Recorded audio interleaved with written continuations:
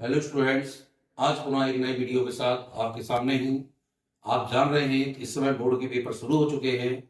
मैं महत्वपूर्ण क्वेश्चन जो इम्पोर्टेंट है वह आपको इसमें बताता हूँ, 10th के भी और 12th के भी। सबसे पहली महत्वपूर्ण बात यह है कि 12th का पेपर 18 तारीख को केमिस्ट्री का है। इंग्लिश में मैंने महत्वपूर्ण चीजें आपको बताई थी, उस तरह के वाक्य भी परीक्षा में आए थे, शायद आपने किए होंगे। आप लोगों को हार्दिक शुभकामनाएं। और मैं पुनः आपके साथ आज केमिस्ट्री के, चूंकि 18 तारीख को आपको केमिस्ट्री पेपर देना है 12th का, इसलिए मैं 12th की महत्वपूर्ण पुनः क्रियाएं बता रहा हूँ। कुछ इंपॉर्टेंट प्रश्न भी आज बताऊंगा आपको बाद में, तो उनको भी आपको नोट करना है। पहली बात है क्रियाओं में, सबसे पहला क्रिया जो है वो है हाफ मैन। हाफ मैन ब्रोमीमाइड क्रिया, ये वेरी मोस्ट है इस वर्ष के लिए। क्रियाएं आती है इसलिए क्रियाओं को अच्छे समझें, और भाषा में बोलता हूं उस भाषा को आप लिखना भी सीखें, किस तरह से हम लिखते हैं। ये क्रिया आती है हाफ मैन ब्रोमाइड। इसमें आता है निम्नलिखित अभिक्रियाओं को समीकरण सहित समझाइए, यानी समीकरण सहित समीकरण भी लिखना है और उसकी भाषा भी लिखना है। तो भाषा जान जाए। सबसे पहले इसमें लेते हैं हाफ मैन ब्रोमाइड में हम एस्टर CH3CONH2, इसको कहते हैं एस्टामाइड। एस्टामाइड कहलाता है ये। CH3CONH2 के साथ लेते हैं हम ब्रोमीन और KOH। KOH कहलाता है क्षार, यानी इसको कहते हैं पोटेशियम हाइड्रोक्साइड। ये क्षार है, ये ब्रोमीन जल है। जब इसके साथ क्रिया होती है ब्रोमीमाइड की, तो ध्यान रखिएगा इससे हमेशा एमीन बनता है। एमीन में CH3 ये है, NH2 ये है, तो ये बनेगा CH3NH2। इसको स्टूडेंट्स कहते हैं मेथिल एमीन। क्या कहते हैं? मेथिल एमीन कहलाता है। और इससे K है, Br है, तो यहाँ KBr बनेगा। KBr को पोटेशियम ब्रोमाइड कहते हैं। प्लस इससे बनेगा K के साथ CO है यहाँ पे, तो K2CO3 बनेगा। ये कैसे बनते हैं मैं आपको बताऊंगा। और यहाँ पर अंत में बनेगा पानी। अब आप देखें कि इसको भाषा पहले सुन ले, क्या लिखना है, कैसे बने ये मैं आपको बताऊंगा। जब एस्टामाइड को ब्रोमीन और पोटेशियम हाइड्रोक्साइड यानी क्षार के साथ क्रिया कराते हैं तो मेथिल एमीन प्राप्त होता है। बनने वाले जो अन्य उत्पाद होते हैं उनको हम नहीं लिखते हैं।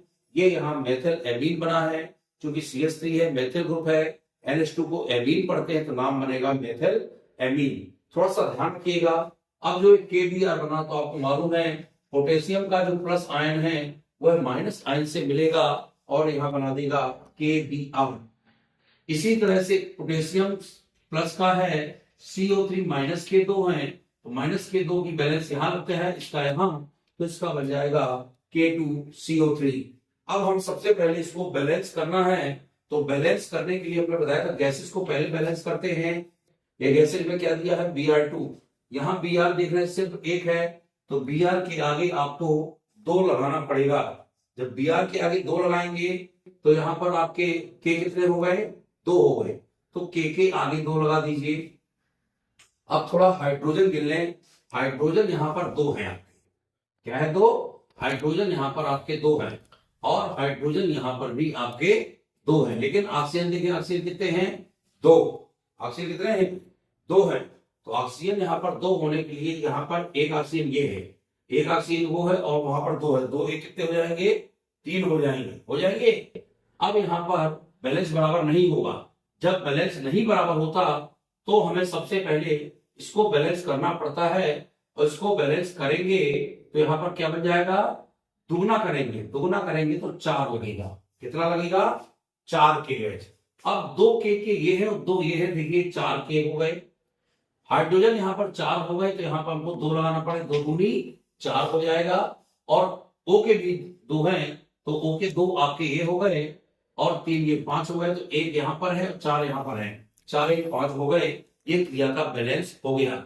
ये कहलाती है हाफ मैन ब्रोमीमाइड क्रिया। इस वर्ष 26 के लिए बहुत महत्वपूर्ण क्रिया है। फिर सुन ले आप, जब एस्टामाइड को ब्रोमीन और पोटेशियम हाइड्रोक्साइड के साथ अभिकृत करते हैं तो मेथिल एमीन बनता है। इस क्रिया को हाफ मैन ब्रोमीमाइड कहते हैं।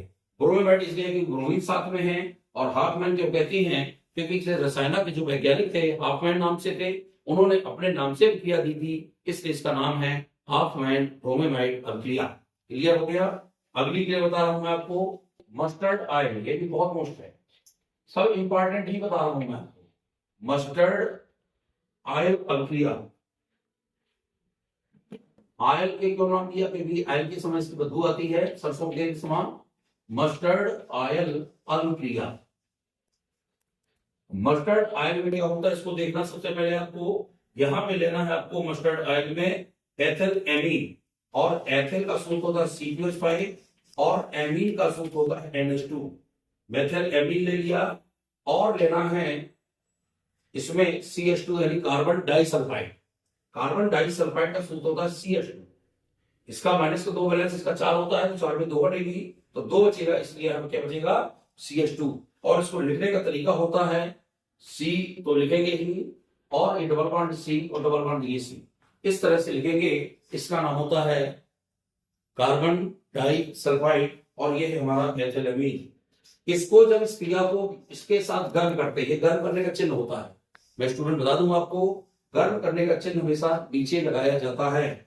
एथिलेमीन को कार्बन डाइसल्फाइड के साथ जब गर्म करते हैं तो इसमें सबसे पहले हमको मिलता है, ये ध्यान दीजिएगा, S डबल बॉन्ड C तो वही है ये, और C के साथ यहां पे लगेगा, क्या लगेगा NH, इसका एक H भी हटेगा और यहां जुड़ेगा C2H5।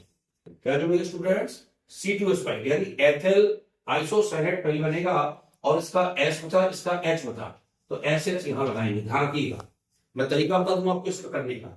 C6H5 C2H5, तो NH2 को डबल बॉन्ड आप सिंगल के साथ H भी लिख सकते हैं। NH2H5 आपको पहले जोड़ना है ये CS के साथ, इसके साथ जोड़ देना है। अब S बचेगा, इसका H बचेगा, बचेगा नहीं बचेगा, तो ये H बन गया, और इसका नाम होगा एथिल आइसोथायोसाइनेट।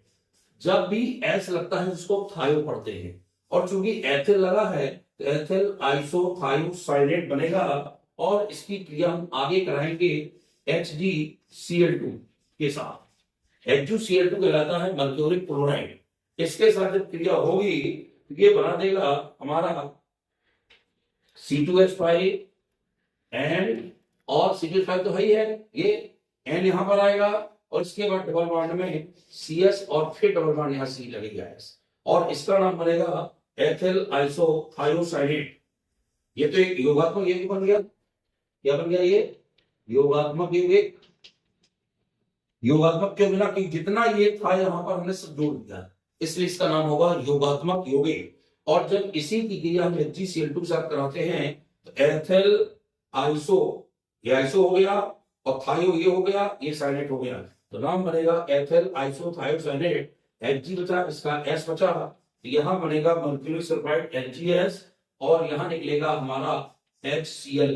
ये 2 Cl के हैं, इसलिए हम H के आगे यहाँ पर 2 लगाएंगे, और ये बनेगा हमारा एथिल आइसोथायोसाइनेट। मेन उत्पाद बनेंगे, क्या बनेगा एथिल आइसोथायोसाइनेट। इसकी जो की गंध होती है सरसों के तेल के समान, इसलिए इसको मस्टर्ड ऑयल अभिक्रिया कहते हैं। फिर सुनिए, अब भाषा इसकी क्या लिखेंगे। जब एथिल एमीन को कार्बन डाइसल्फाइड के साथ गर्म करते हैं तो पहले योगात्मक यौगिक बनता है, और योगात्मक यौगिक क्रिया HgCl2 के साथ कराने पर हमारा एथिल आइसोथायोसाइनेट बनता है, जिसकी गंध सरसों के तेल के समान होती है, इसलिए इस अभिक्रिया को मस्टर्ड ऑयल अभिक्रिया कहते हैं। ये आपको लिखना पड़ेगा, जब तक आप भाषा नहीं लिखेंगे तब तक आपको अंक नहीं मिलेंगे। एक अंक भाषा का होता है और एक अंक समीकरण का होता है। 2 अंक की ये क्रिया आती है, चाहे वो हाफ माइन हो और चाहे आपकी मस्टर्ड ऑयल हो। लेकिन ये शायद निर्देश में बार लिखा हो केवल समीकरण लिखिए, तो आप सिर्फ समीकरण लिख देंगे तो फिर कोई नंबर काटने वाला नहीं है। यदि क्रिया 2 नंबर की आती है, कहता समीकरण सहित समझाइए, यानी आपको भाषा भी लिखनी है और समीकरण भी लिखना है। ये होती है मस्टर्ड ऑयल अभिक्रिया, वेरी इंपॉर्टेंट अभिक्रिया। अगली तीसरी अभिक्रिया बताता हूं आपको, ये सब क्रियाएं नोट करते जाइएगा आप लोग, ये इंपॉर्टेंट है कक्षाओं के लिए। और क्रियाएं चूंकि बच्चों को कठिन लगती हैं, इसलिए मैं क्रियाएं आपको ज्यादा बता रहा हूं। बाकी क्वेश्चन तो बच्चे लिख करके याद कर लेते हैं, लेकिन क्रियाएं बहुत टिपिकल लगती बच्चों को। किस हिसाब से हमें उनको तोड़ना है, कैसे लिखना है, ये महत्वपूर्ण है।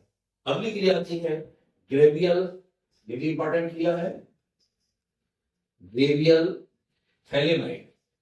कौन सी क्रिया, थैलेमाइड अल्किया लिखेगा या लिखेगा गैलियम थैलेमाइड संश्लेषण, तो संश्लेषण भी वही है, उसमें कोई दिक्कत नहीं है, चाहे अल्किया लिखकर आ जाए और चाहे यहाँ कभी कभी आ जाता संश्लेषण।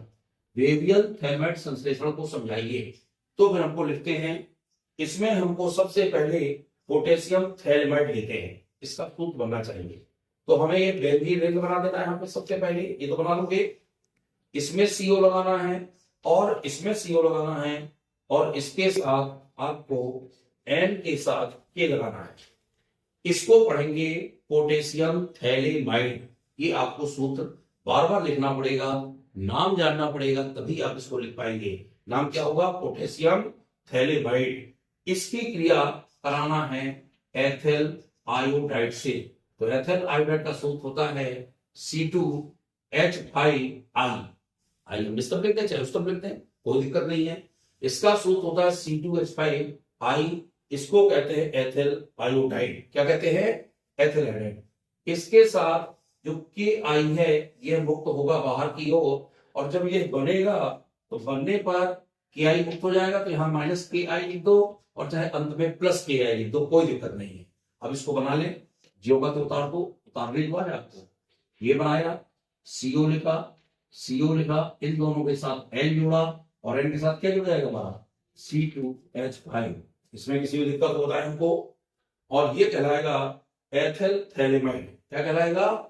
ये चूंकि एथिल लग गया, थैलेमाइड है ही है। ये क्या था? इसका नाम था, लिख दूंगा यहाँ पे, लिख देता हूं। ये चूंकि पोटेशियम लगा है तो नाम बनेगा पोटेशियम थैलेमाइड, ध्यान रखिएगा। और ये तो सबको पता है एथिल आयोडाइड। और जब ये C2H5 लग गया तो इसका नाम क्या बनेगा? Ethyl phthalimide.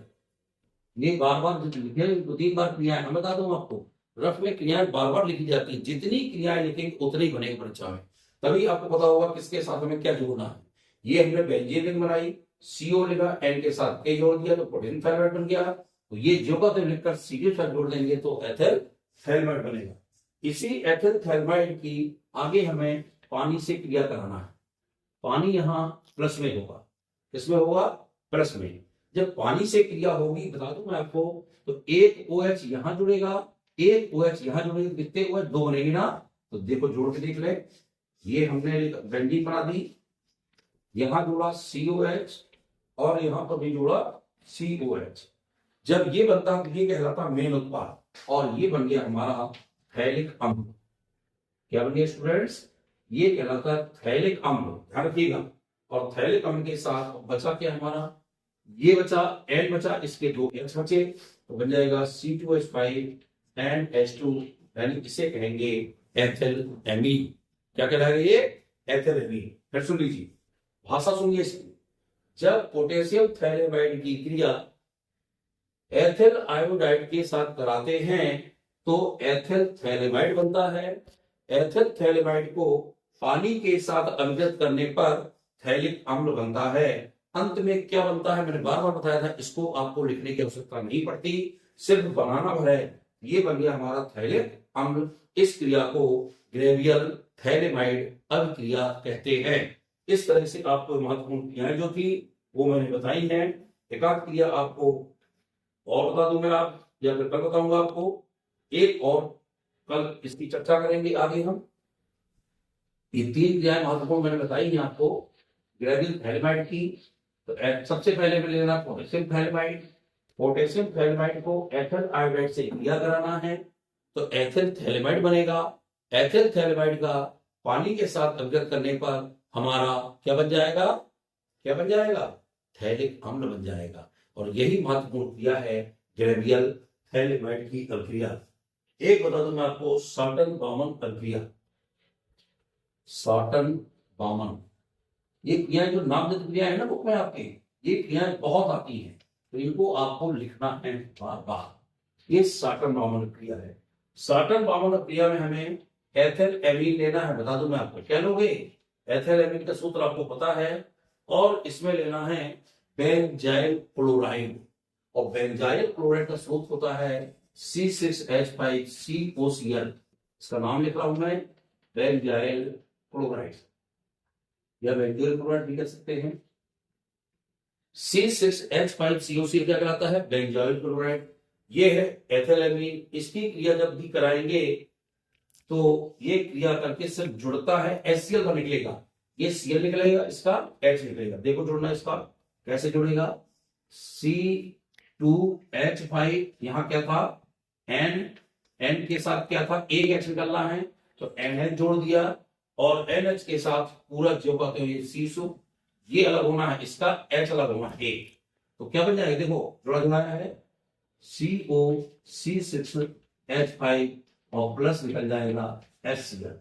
अब इसका जो नाम है वह कहलाता है बेंजीन। ये बन गया जो हमारा एन फेनिल, इसको कहते हैं एन फेनिल बेंजामाइड।